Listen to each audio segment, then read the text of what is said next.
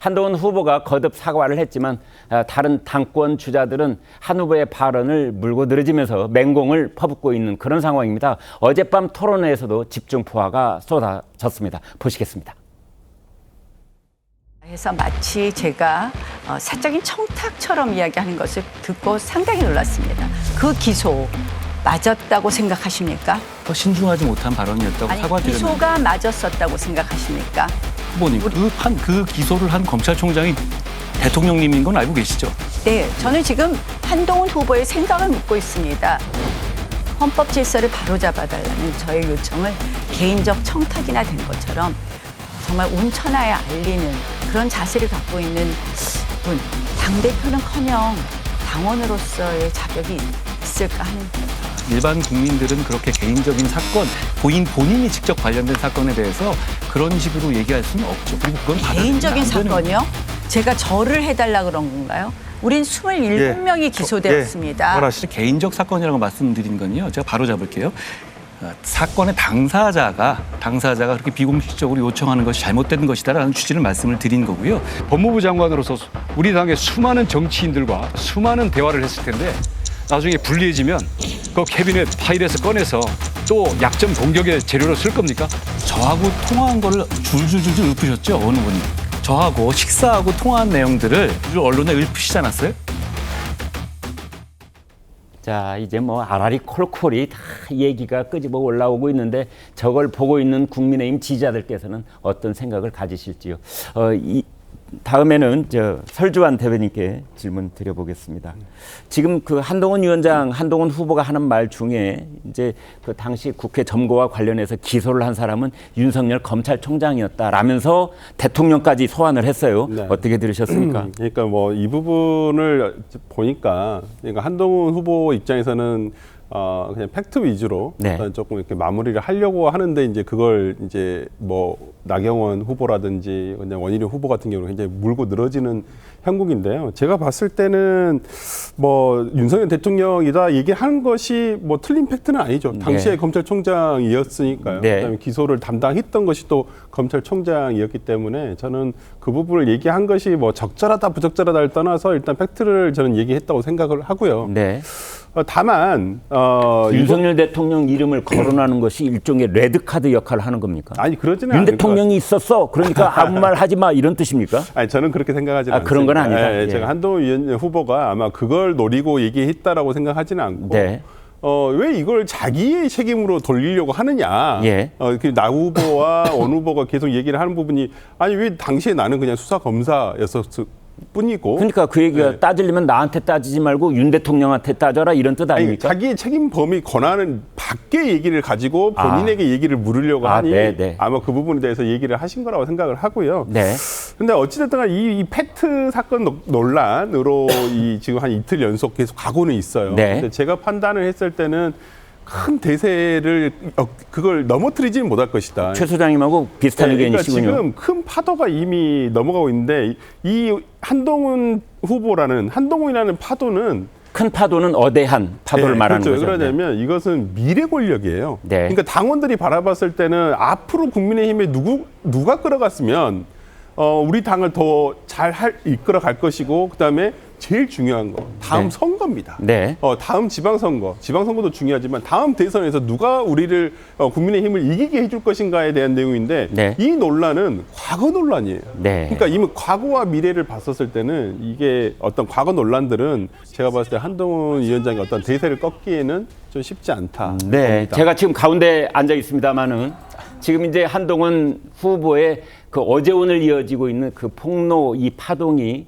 제 자리를 중심으로 해서 바른 쪽에 앉아 계시는 분들은 한동훈 후보를 비판하는 쪽에 말씀을 주시는 것 같고 제 왼쪽에 계신 분들은 제가 그렇게 들었는데요. 역성을 든 듯한 이제 그런 말씀을 주셨는데 제가 들은 게 맞는지요?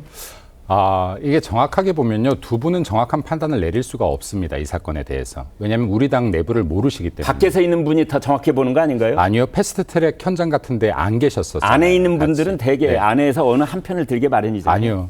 제가 정확히 말씀드리면요. 네. 당심은 아직 침묵하고 있다가 맞습니다. 아, 네. 예. 왜냐하면 당원들을 정말로 대상으로 한 여론조사는 단 한 번도 없었습니다. 당심은 84만 3천 네. 선거인단을 말하는 네. 거죠. 네. 침묵하고 있다. 네. 그리고 방금 아까 말씀하셨는데 이게 예전 일이다라고 말씀하셨는데요. 당원들이 누가 돼야지 우리 당을 잘 이끌 것인지 판단하고 있습니다. 마지막까지 판단할 겁니다. 네. 근데 여기에 전 3가지 정도의 요소가 있을 거라고 봐요. 첫 번째는 당정 간의 소통 능력 볼 겁니다. 어떻게 해야지 윤석열 정부를 성공시킬 것이냐를 볼 네. 겁니다. 이게 전제되지 않으면 다음 재집권이 힘들기 때문입니다. 네. 두 번째로는 이재명 무도한 정권을 잡을 전투력이 누가 있을 건지를 볼 겁니다. 네. 그리고 세 번째 미래 비전입니다. 네. 자, 첫 번째 당정 관계 소통을 검증하는 과정에서 문자가 사실인지 아닌지를 따지고 있는 거예요. 어떤 문자를 말씀하시는 거죠? 영부인과의 문자요. 네. 사과 논란 같은 네. 거예요. 소통 관계를 확인하는 겁니다. 네. 문자를 확인하는 게 아니에요. 네.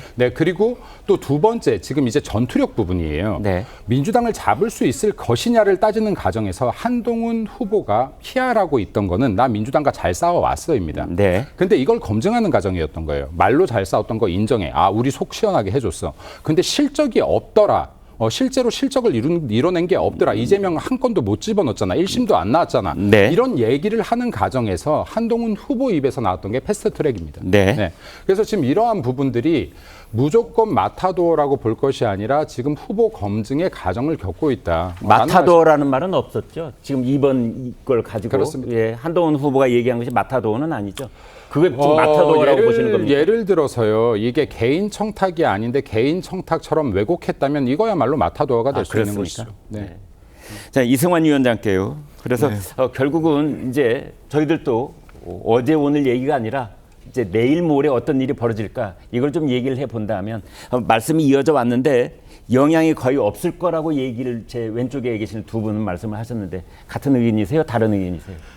지금 이 부분에 대해서 현역 의원들 그리고 또 이제 자치단체장들까지 굉장한 또 이제 비난의 목소리를 많이 높이고 있습니다. 그럴 수밖에 없던 게 2019년 이때 당시를 기억해 보면은 네. 그때 당시부터 재판을 받던 20몇 명의 이분들은 20몇 명의 이분들은 아직도 한 달에 한 번씩 재판날을 만나요. 네. 그리고 그날의 그 상처와 우리가 그렇게 당을 지켜왔다는 걸 가지고 지켜왔는데 근데 이거를 한동훈 위원장이 나오면서 전혀 다른 얘기로 만들어 버렸거든요. 네. 그런데도 불구하고 이제 오늘부터 투표가 시작이 될 텐데 제가 지역구 당원이나 그리고 네. 이제 여론에서 봤을 때 이것 때문에 한동훈이 안 돼.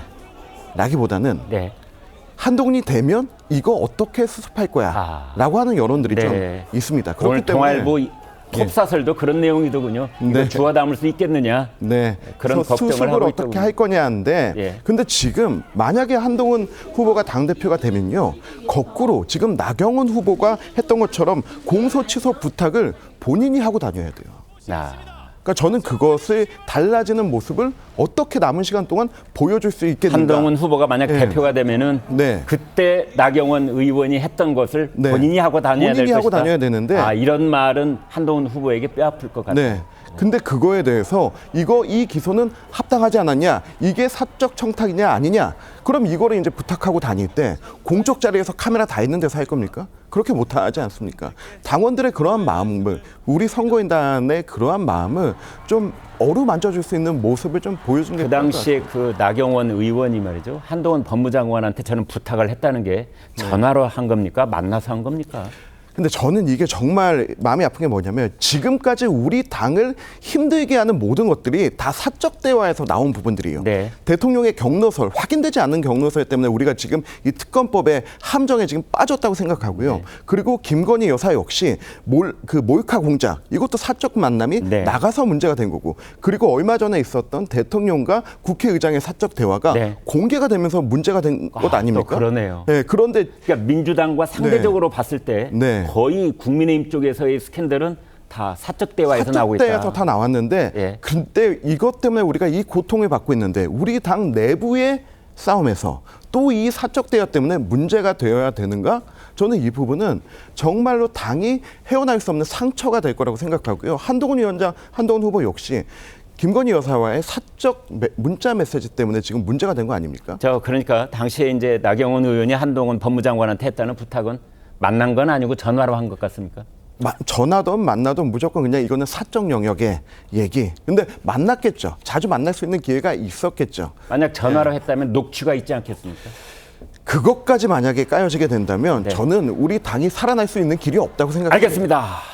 한동훈 후보의 폭로를 두고 당내 평가가 엇갈리고 있는데요. 이양수, 장동혁 의원의 얘기를 들어보겠습니다. 한동훈 후보가 제가 보기에는 전략상 실점한 분인 겁니다. 당협위원장 포함해서 한 3, 40명 되는 분들이 이걸로 지금 재판을 받고 있거든요. 되게 이제 감정선을 건드린 거고요. 내부 총질이나 아니면 뭐 제살 깎아먹기나 그런 것이 아니고 어제 계속된 공격에 대해서 막는 과정에서 방어하는 과정에서 한동훈 당대표 후보가 한 그 말은 그것이 바로 그거 하나만이 내부 총질이고 그거 하나는 절대 있어서는 안 되는 일이고 다만 그것은 팩트에 기반한 것입니다.